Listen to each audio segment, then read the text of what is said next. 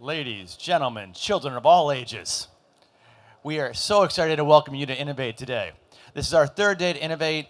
I think that everyone has been so excited about this booth, about the technologies that are here, about the 20 companies from 10 different countries around the world, and the panels we've had. Yesterday we talked about using AI to get to net zero, the future of urban sustainability, and we had a fascinating discussion with 5 Zayed Sustainability Prize finalists and 2 winners.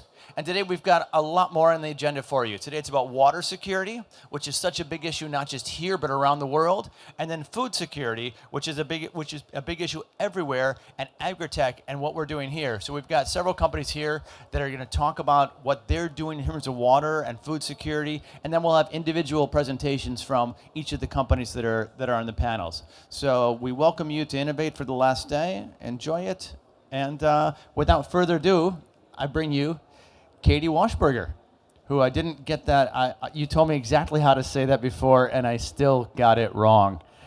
Here, Katie. Thank you so much, Steve. Good morning, good afternoon, everyone. It's really great to be here. I'm excited to be moderating a panel about water technology and water security.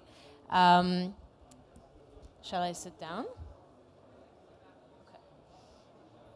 So joining us today, we have our panelists, Dr. Saeed Al-Hassan, the founder of Manhat and professor at Khalifa University. Tfaddal. We have Martin Renk, the creative director at Wayout from Sweden. And we have Ole Siversten, the CEO of Desert Control from Norway. Really excited, you guys. We're going to have a great conversation. Ahla wa sahla. Hello, I think we're allowed to be mask-free while speaking. That's okay. So welcome everyone. I'm really looking forward to this conversation and the future of water security, something that concerns all of humanity, but specifically those of us who live here in the desert. I am Katie. I am the COO and co-founder of Dana. We accelerate and invest in women-led startups in desert tech.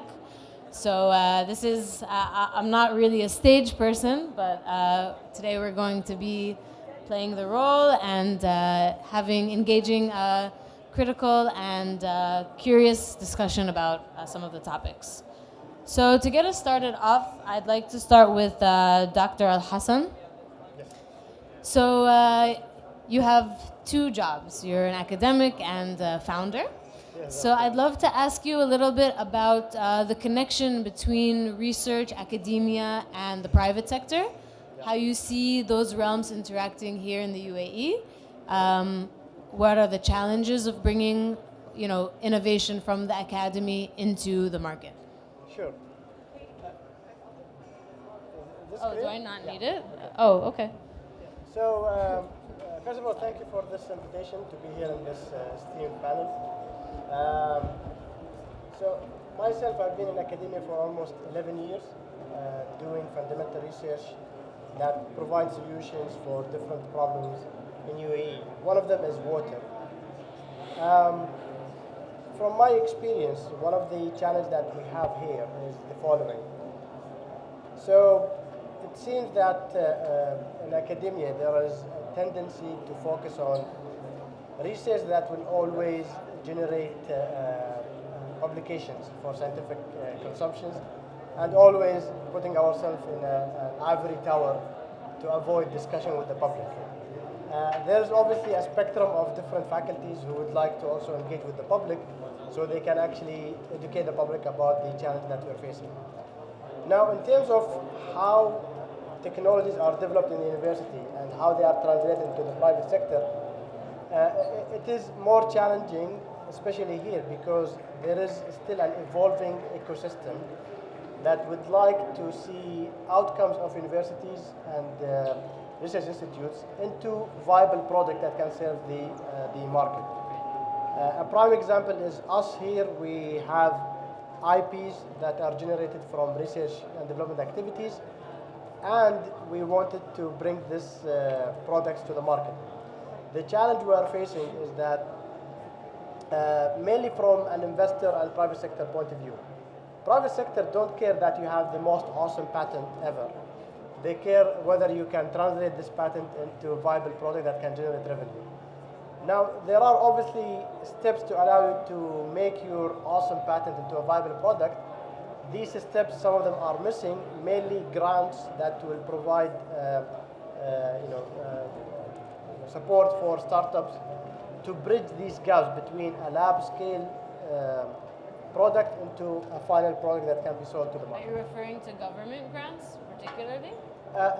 Grants that at least allow the founders to minimize their stress when dealing with financial commitment. You still can get money from investors against equities on the company. So that is always a discussion, whether you are selling too much equity early on, while your product still, you did not know how far this product will take you, and whether it will be a very viable product or you are in the medium, in the middle of the ground. So that's always the case. Yeah, absolutely. How you leverage your risk when you are doing this R&D, deep tech, physical science-based research. Yeah, I mean, I think this is one of the biggest challenge of our sectors and sustainability is that they're so capital and time intensive. We all deal with some of these challenges, whether from academia or not. But I'd like to move on to you, Ole, and ask a little bit about how the technology for Planet has developed from the research stage into the commercialization phase. And can you tell us a little bit about that process and what was the UAE involvement in that developmental process? Absolutely, yeah.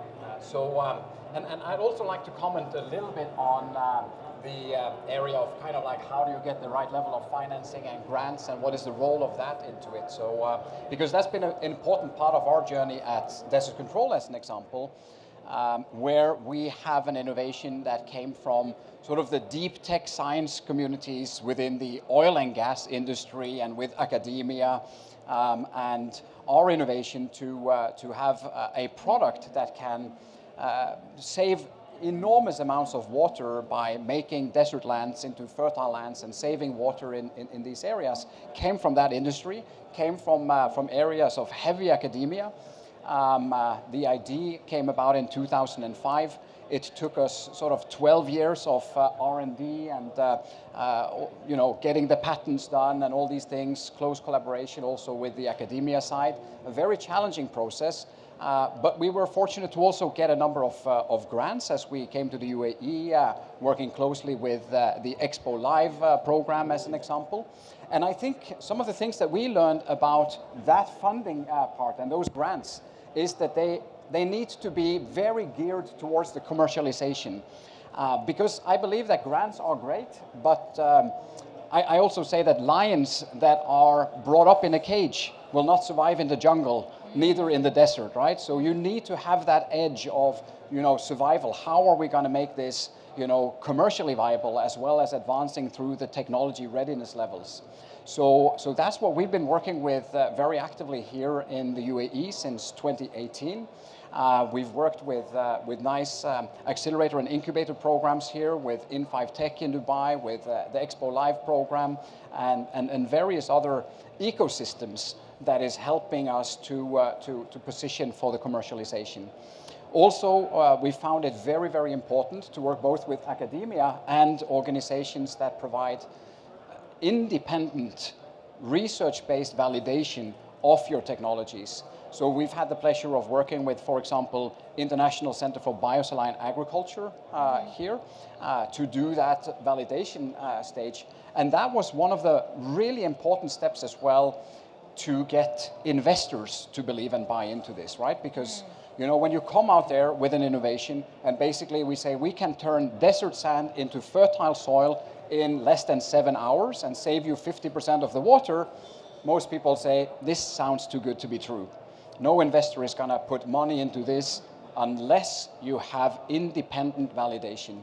And I think that's where academia and institutions like International Center for Biosaline Agriculture can play a critical role in making sure that you get the credibility for investors to buy into this, so that you can start to truly execute on your greater vision. So you did your proof of concept here in the UAE with ICBA? Yes. So we've done our proof of concept here with ICBA. We've validated our technology to document the water savings on both landscaping segments and also for the agricultural industry and food production.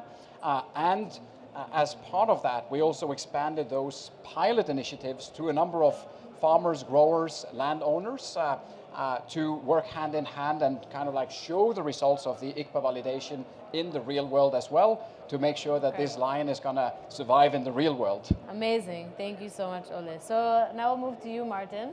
So you're specifically in the drinking water realm.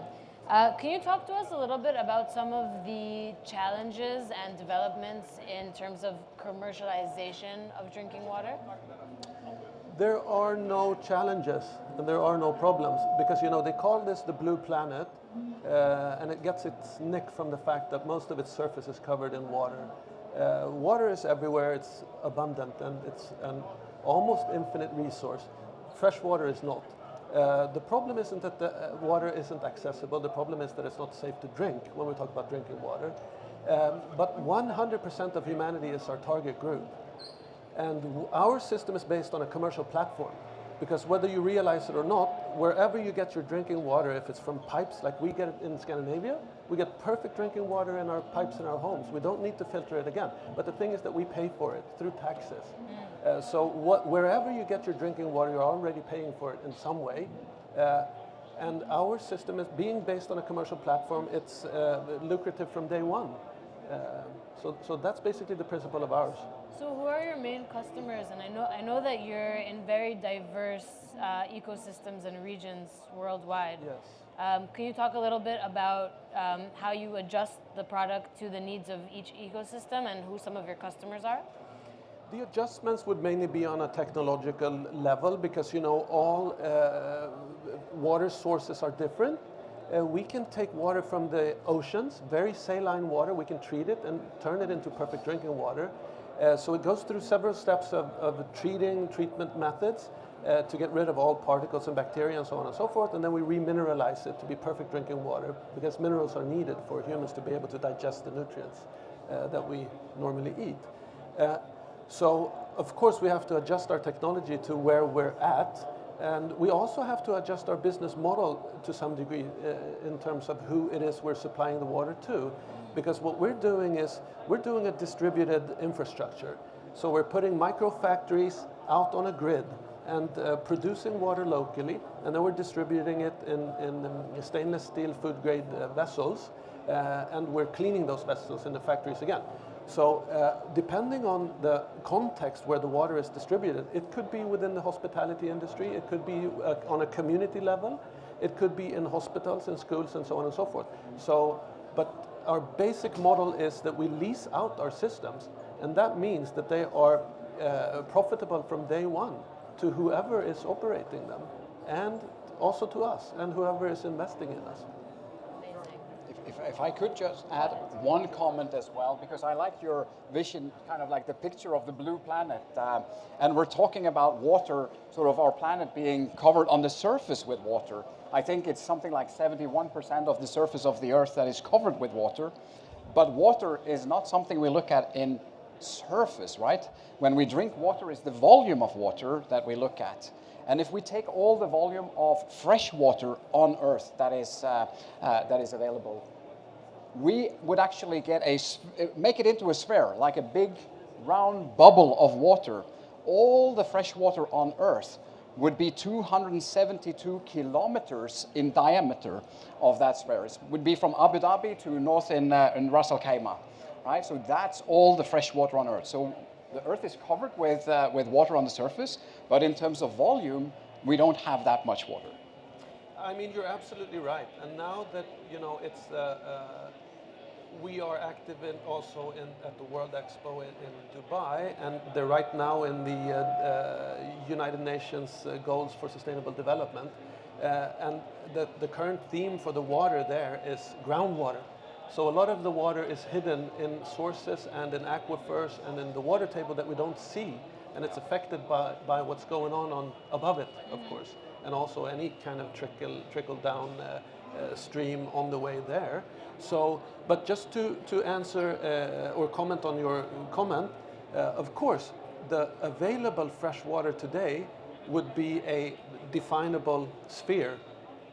That's where you call on us, and we help you treat it to increase that sphere. Of course, we have to be mindful when we do it, as Doctor will let us know also, because we have to be careful not to put too much brine or salt back into the ocean. Yeah, that's actually a good point. I'd love to talk a little bit about desalination, because we've come to rely on desalination here in the UAE, but not exclusively. Throughout the world, this has sort of become the accepted solution in many places. Doctor, I'd love if you could speak a little bit about some of the challenges and how fast you think we need to turn this around. And generally, like, what are some of the, most practical solutions that we have to adopt tomorrow? Sure. So if we look at the water profile in UAE, we desalinate seawater to allow us to have a good economical activities. Desalination technologies have been evolving for a while now. The most energy efficient technology is reverse osmosis. Now, the term most efficient is technically true, but there are some side effects to reverse osmosis, mainly the production of twice the amount of brine versus fresh water. This brine is highly concentrated in salt and chemicals used in the desalination plant. And we send it back to the Arabian Gulf, to the Oman Gulf, and so on. And with time, if we are not careful, we are impacting the aquatic life in these regions. Granted, there are solutions where you can redilute the brine and so on, and this has already been used. But still, you cannot escape the fact that if the Arabian Gulf ecosystem is impacted by having more salt for hundreds of years, eventually the bill will come due to the next generations, and they have to figure out a way to deal with the brine. Now, there are also value out of brine because it's highly concentrated in rich minerals, so it depends on what is your practice in dealing with the brine. What I would like to say is that there has to be other technology that will allow us to produce the same amount of water without sacrificing the environmental impact on the ecosystem that we are living in. We're still going to use reverse osmosis. As long as we deal with the brine in a good way, I think we should be able to solve this issue. What are some of the uses of the waste product, brine and other waste products coming out from desalination? Brine is basically a collection of different salts. So you can use it for cooking. For example, sodium chloride is used in that. But I believe we have enough salt around the globe, so we are not in the 1500s where salt is used for as exchange currency. But still, it has key elements and minerals, including lithium and including some phosphates, which can be used for food security. Lithium is for energy storage, and phosphate for food security because you need it for plants. So there is value out of it, but again, you have to spend energy to separate the different components. Great. So I think also when we talk about sort of the side effects of the desalination, I think a lot is happening to make sure we can utilize it in a more sustainable way. And I think that we also need to combine this with how we use the water as well. Right, so here, for example, for desert farming, we can do that because we're able to produce a lot of the water and utilize water we have, but we use an enormous amount of it. In fact, globally, on a global level, more than 70% of all available fresh water is consumed by agriculture for food production, and in areas like this, I think we're more close to 90%. So we need to also look at the soils and how they are the most important filtering systems as well for the minerals, for the nutrients, the fertilizers and everything we put in, because a consequence of just creating more fresh water to grow more food and just pushing nutrients and fertilizers into our desert sands and soils is going to result in similar problems, right? It results in the nitrogen leaching on through the soils, reaching into our groundwaters, and eventually driving acidification and eutrophication of our oceans, etc. So I think we need to have these technologies working in harmony, and I think that's where we're kind of like seeing now we're closing up on a perfect storm, where the innovations on water, together with innovations on how we manage, land and soil and technologies to make sure that we use our water more sparingly, is coming at the right point in time. Yeah, and I mean, of course, the usage of it and the downstream contamination of it is a huge problem, of course. But also something that we've gone used to is, as the privileged people that we are living in cities and in the urban environments, we're very wasteful of the resource itself, even in consumption.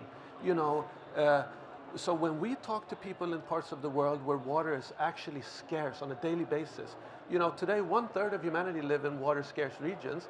As soon as 2025, that's in 3 years only, the United Nations project that up to 2/3 of humanity will, for at least a month every year, experience severe water scarcity. So we're actually treating the resource as it were eternal and abundant forever, but we need to tighten up the whole process and the whole cycle. So let's not be wasteful with it from the beginning. If we talk about piped water, for instance, from source to mouth, the yield, it's not even 50%. 50% is lost through waste, through reject, through leakage and stuff like that. So we need to tighten up that concept, and all of a sudden you have twice the amount of water available. So I have a question, Martin, because it's like I'm not as familiar with the statistics as you are, but if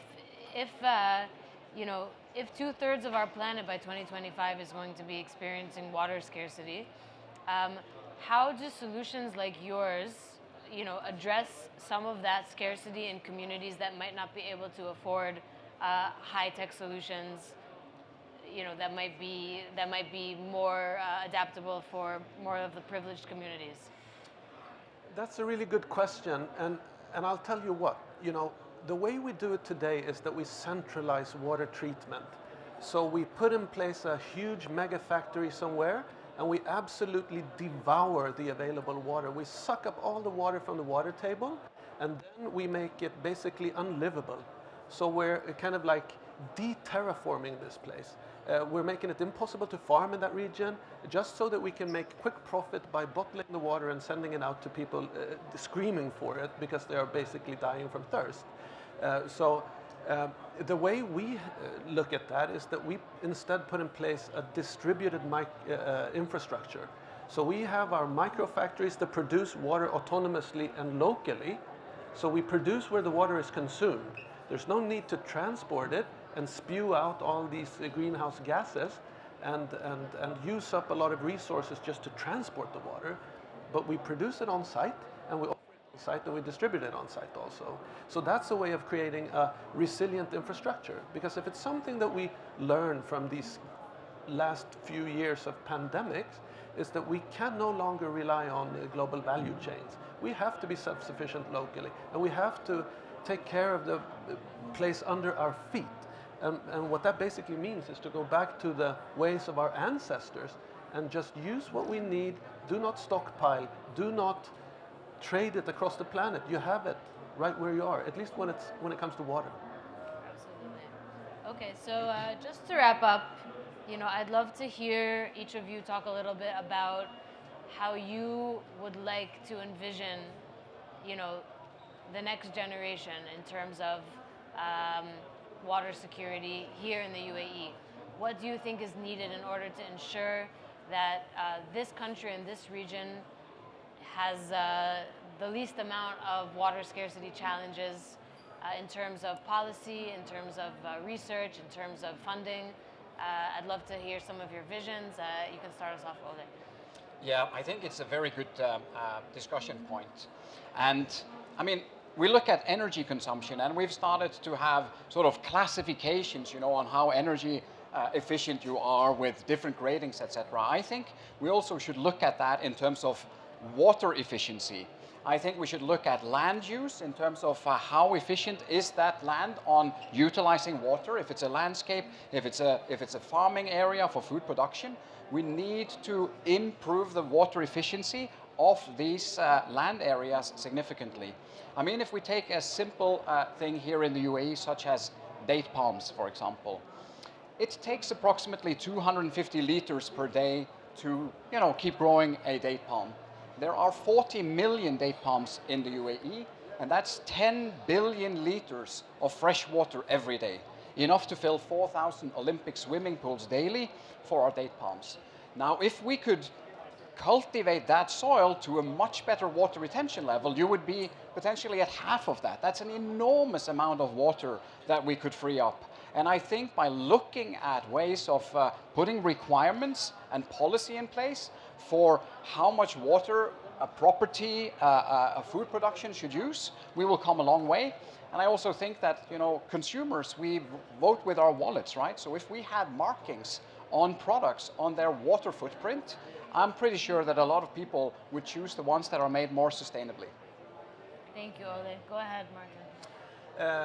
Those are really good ideas, I believe.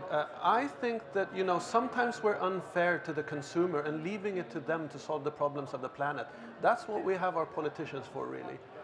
So I would like to see a ban on plastic and single-use plastic. I mean, come on, what is it that we're doing here? And I would also like to see a strong carbon taxation, because that can guide people in the right direction. And then for you, Ms. Moderator, I think that, by being an investor, the signals you send out by investing in this line of business is something that can be very helpful to humanity. Because what investments are all about is, of course, risk and risk-taking with the prospects of making profit in the end. But what it also is that it's a signal of hope. And that is what we need right now, the hope and because it energizes the whole business, be it from irrigation to harvesting our natural resource to actually supplying it to the planet. So I would like to see that. And then just a piece of good advice for the investors. Make sure you invest in ready technology, because we don't have time to invest in frontier stuff that isn't ready yet. Obviously, there are better pot odds to take a chance on something that seems viable, but please, invest in stuff that is ready to deploy today, because it's needed now. The systems are needed now, and it's urgent, and it's needed globally. So please do that, and let's make the transition smooth and easy, and not build great big barriers by having to adopt to a complex technology.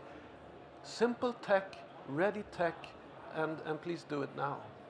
Thank you, Martin. Thank you. Please have the last word, Dr. Said. All right. So I'm going to say the following. So if you look at the ecosystem in the United Arab Emirates, before 1971 and after 1971, fundamentally speaking, we are in a location where the thermodynamics does not allow you to have an expansive economy. We have modified this thermodynamics by using the energy that we have extracted from underground to make this wonderful place where 50 years on, we are here meeting, talking about the sustainability of this place. So fundamentally speaking, we are really trying to find a way to allow this environment to be habitable for everyone. And with this, you have challenges across the board. The three nexus of energy, food, and water will always play a role. But I have to say that even with thermodynamics slightly against you, you can utilize it for your advantage. The same heat that will allow you to be uncomfortable in the mid of July will evaporate enough water from the Arabian Gulf, which is equivalent to 10 times the amount of water being produced through desalination globally. So enough water is available that can be extracted and utilized in this land for a sustainable future. Life starts with water, and you have to address water as the priority. Everything else will come through. Great. Thank you so much to all of you. And really, from the bottom of my heart, thank you for your work. I think this is an amazing sector to be engaged in. And we're always looking for solutions like this that are ready to go to market and bringing practical solutions into our world for water scarcity. So good luck to everyone and to all of us. Thank you so much. Thank you very much. Thank you.